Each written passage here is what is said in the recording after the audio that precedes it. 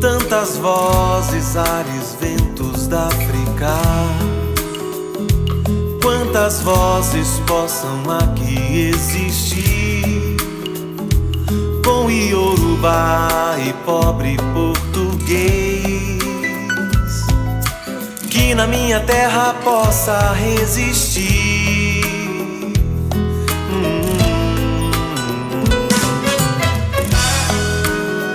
Quantas vozes, gritos de negros azuis,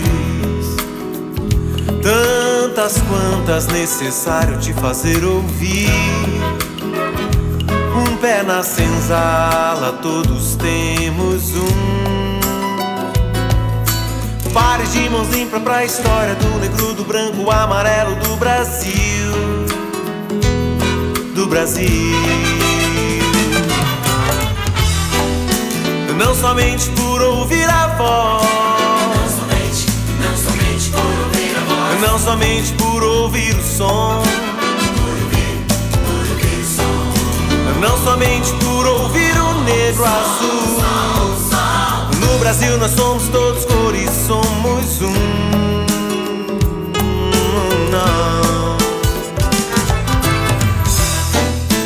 Não somente por ouvir a voz, não somente por ouvir o som,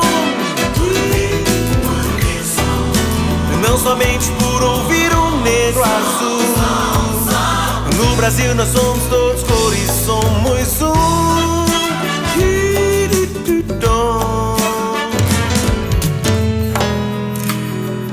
Tantas vezes vozes da África foram ecos na América do Sul, desde os detestáveis navios negreiros até o apartheid da África do Sul.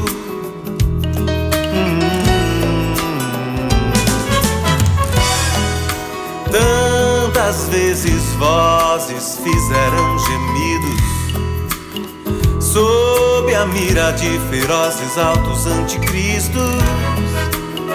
Outras vezes negros foram oprimidos.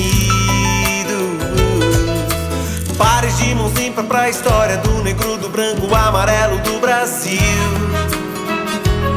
Do Brasil. Não somente por ouvir a voz, não somente por ouvir o som, não somente por ouvir o negro azul. No Brasil nós somos todos cores, somos um.